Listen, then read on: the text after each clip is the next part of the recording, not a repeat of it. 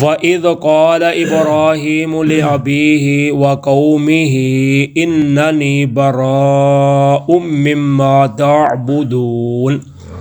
اور جب کہا ابراہیم علیہ السلام نے اپنے باپ اور اپنی قوم کے لیے، بے شک میں بیزار ہوں اس سے جن کی تم عبادت کرتے ہو، إِلَّا الَّذِي فَطَرَنِي فَإِنَّهُ سَيَهْدِينِ، سوائے اس ذات کے جس نے مجھ کو پیدا کیا، پس بے شک وہ میری رہنمائی کرے گا۔ وَجَعَلَهَا كَلِمَةً بَاقِيَةً فِي عَقِبِهِ لَعَلَّهُمْ يَرْجِعُونَ، اور اس نے اس کو باقی رکھا کلمے کو اپنی اولاد میں، پیچھے آنے والی میں، شاید کہ وہ لوٹ آئیں۔ اللہ تعالیٰ فرماتے ہیں کہ ابراہیم علیہ السلام نے اپنے باپ اور اپنی قوم کو جب دیکھا کہ وہ بتوں کی پوجا کرتے ہیں، باپ جو آزر تھا ابراہیم علیہ السلام کا، وہ بت بناتا بھی تھا، بت فروخت بھی کرتا تھا اور بتوں کو پوجتا بھی تھا، تو اسی طرح جو ان کی قوم تھی وہ بھی بتوں کی پجاری تھی سب۔ تو جب ابراہیم علیہ السلام نے دیکھا تو کہا بے شک میں تو بھائی بیزار ہوں جن کو تم پوجتے ہو اللہ کے سوا، تو میں تو صرف اس اللہ کو پکاروں گا، پوجوں گا، عبادت کروں گا جس نے مجھے پیدا بھی کیا ہے اور میری رہنمائی بھی کرے گا۔ تو یہی بات ابراہیم علیہ السلام نے کلمہ توحید والی اپنی باقی پیچھے آنے والے اولاد میں بھی چھوڑ دی تاکہ وہ شرک سے بیزار رہیں، یا اس کا مطلب ہے کہ اللہ نے یہ بات کلمہ جو تھا ان کی اولاد میں باقی رکھ دیا تاکہ وہ اللہ کی طرف رجوع کرنے والے ہو جائیں۔ تو اللہ تعالیٰ نے ابراہیم علیہ السلام کا واقعہ یا ان کا تذکرہ اس لیے کیا ہے کہ کفار مکہ جو تھے وہ ابراہیم علیہ السلام کو اللہ کا نبی بھی مانتے تھے اور ان کو پیشوا بھی اپنا مانتے تھے۔ تو اللہ تعالیٰ نے فرمایا کہ تم کہتے ہو کہ ہم نے اپنے آباء و اجداد کو پایا ہے، یہی کام کرتے آئے ہیں، وہ کر رہے ہیں، تو اگر تم نے اپنے آباء و اجداد کی تقلید کرنی ہی ہے تو پھر ابراہیم علیہ السلام کی کرو جن کو تم اپنا پیشوا مانتے ہو، اپنا نبی مانتے ہو، تو پھر تم ان کے پیچھے کیوں نہیں چلتے؟ اگر تقلید کرنی ہے تو پھر ابراہیم کی کرو۔ حالانکہ تقلید کا یہاں معنی اتباع ہے، کیونکہ نبی کی تقلید نہیں ہوتی، نبی کی اتباع ہوتی ہے۔ تقلید کا معنی ہوتا ہے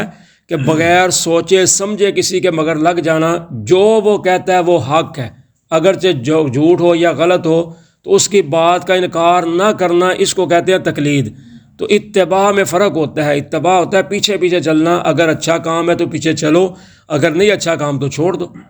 تو اس لیے اللہ تعالیٰ فرماتے ہیں تم اگر تقلید کرنا چاہتے ہو اپنے آباء و اجداد کی، تو پھر ابراہیم کو جو تم کہتے تھے ہمارا وہ پیشوا ہے، تو اس نے تو شرک سے بیزاری کا اعلان کیا ہوا تھا اور اس کے ماننے والے بھی شرک سے بیزار تھے، تو تم پھر کیوں شرک کرتے ہو، ان بتوں کی پوجا کرتے ہو؟ تو یہ اللہ کے نبی ابراہیم علیہ السلام نے واضح کر دیا کہ میں تو اس اللہ کی عبادت کروں گا جس نے مجھے پیدا بھی کیا ہے اور مجھے رہنمائی بھی کرے گا۔ تو یہ دو چیزیں ہیں کہ پیدا کرنا بھی اور راستہ بھی دکھانا۔ تو جو اتنی بڑی نعمت اللہ نے عطا کی ہے کہ پیدا بھی اس نے کی، یہ تو نہ پیدا کر سکتے ہیں نہ کسی کو راہ دکھا سکتے ہیں، کیونکہ جو سنتا ہی نہیں، جو دیکھتا ہی نہیں، ہاتھ کا بنایا ہوا ہے، لکڑی کا بنایا ہوا ہے یا پتھر کا بنایا ہوا ہے، کسی چیز کا تراشا ہوا ہے،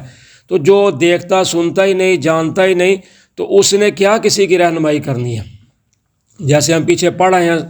16ویں سپارے میں سورہ مریم میں کہ ابراہیم علیہ السلام نے جب ان کی قوم گئی نا میلے پہ، تو اپنے معبودوں کے سامنے نظر و نیاز رکھ کے چلے گئے کھانے پینے والی چیزیں، تو ابراہیم علیہ السلام کو کہا آؤ تم بھی چلو، تو کہنے لگے میں تو بیمار ہوں۔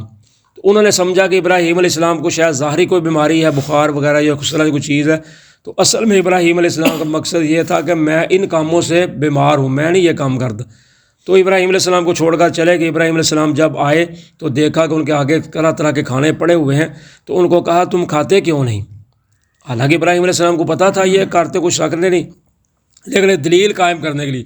کہا کھاتے کیوں نہیں؟ پھر کہا تم بولتے کیوں نہیں؟ میں نے تمہیں کہا کھاؤ، تم نہ آگے ہاں نہ کا جواب نہیں دیتے۔ پھر ابراہیم علیہ السلام نے ان کو توڑ پھوڑ ان کی تو جو سب سے بڑا تھا اپنا کلہاڑا یا جو آلہ تھا جس کے ساتھ توڑا تھا اس کے گلے میں ڈال کے واپس آ گئے۔ تو یہ ہے کہ یعنی وہ سنتے جانتے نہیں تھے، تو انہوں نے ہدایت کیا دینی تھی، تو پیدا انہوں نے کیا کرنا تھا۔ تو اس لیے اللہ تعالیٰ فرماتے ہیں کہ ابراہیم علیہ السلام نے وہ کلمہ توحید اپنی اولاد میں بھی پیچھے چھوڑ دیا، جیسے پہلے پارے میں سورہ بقرہ میں بھی ہے کہ وَوَصَّىٰ بِهَا إِبْرَاهِيمُ بَنِيهِ وَيَعْقُوب، کہ ابراہیم علیہ السلام نے اور یعقوب علیہ السلام نے دونوں نے اپنے بیٹوں کو یہ وصیت کی کہ تم ہمارے بعد کس کی عبادت کرو گے؟ تو انہوں نے کہا ہم ایک اللہ کی عبادت کریں گے۔ بل متعت ہؤلاء وآباءہم، بلکہ میں نے فائدہ دیا ان لوگوں کو اور ان کے آباء و اجداد کو، حتیٰ جاءہم الحق، یہاں تک کہ جب حق آ گیا ان کے پاس، ورسول مبین، اور رسول آ گیا واضح یا صاف صاف بتانے والا۔ ولما جاءہم الحق، اور جب ان کے پاس حق پہنچا، قالوا ھذا سحر وانا بہ کافرون، تو انہوں نے کہا یہ تو جادو ہے، بے شک ہم اس کا انکار کرتے ہیں۔ تو اللہ تعالیٰ فرماتے ہیں کہ میں نے ان کو بھی اور ان کے آباء و اجداد کو بھی دنیا کے مال و متاع سے نوازا ہے، یعنی ان کو میں دنیا کا ساز و سامان دیا ہے، ان کو فائدہ پہنچایا ہے۔ تو جب ان کے پاس حق آ گیا، یعنی قرآن آ گیا، دین اسلام آ گیا، اور رسول مبین، رسول واضح آ گئے، یعنی جن کا آنا واضح تھا کہ نبی اکرم صلی اللہ علیہ وسلم نے آنا ہے، کیونکہ ان کی کتابوں میں لکھا ہوا تھا، اور یہ کہتے ہوتے تھے کہ ایک رسول آنے والا ہے، ہم اس کے ساتھ مل کر تم پر فتح حاصل کریں گے۔ لیکن جب اللہ کے نبی تشریف لائے تو انہوں نے صاف واضح انکار کر دیا۔ اللہ تعالیٰ فرماتے ہیں اللہ کے حضور کو وہ اس طرح پہچانتے تھے جس طرح اپنے بیٹوں کو پہچانتے ہیں۔ ان کو پتہ تھا کہ یہ آپ کی صفتیں، خوبیاں تورات، انجیل، زبور میں لکھی ہوئی ہیں، لیکن اس کے باوجود انہوں نے انکار کر دیا۔ تو یا رسول مبین سے مراد ہے واضح رسول سے، کہ ان کو پتہ تھا کہ رسول آنے والا ہے، یا صاف صاف بیان کرنے والا رسول آ گیا۔ تو جب ان کے پاس آیا تو اللہ تعالیٰ فرماتے ہیں حق، تو انہوں نے کہا یہ جادو ہے، کیونکہ جادو کی جو تاثیر ہوتی ہے نا، تو اس لیے جب اللہ کے نبی قرآن پڑھتے تھے تو اس کی تاثیر ان لوگوں کے دلوں میں داخل ہوتی تھی، تو جس کے دل میں پھر داخل ہو جاتی تھی وہ پھر ان کے علیحدہ ہو جاتا تھا۔ تو انہوں نے کہا یہ ایسا نبی آیا ہے لے کر حق کو جو جادو کی طرح تاثیر رکھتا ہے، اور اس نے گھر گھر میں جدائی ڈال دی ہے کہ علیحدہ علیحدہ لوگوں کو کر کے رکھ دیا ہے، یعنی جو ماننے والے تھے پھر وہ علیحدہ ہو گئے، وہ کسی کے ساتھ نہیں چلتے تھے، تو جو قرآن سنتے تھے ان پر اثر ہو جاتا تھا۔ تو اس لیے انہوں نے کہا یہ جادو ہے، ہم اس کا انکار کرتے ہیں۔ جزاکم اللہ خیر۔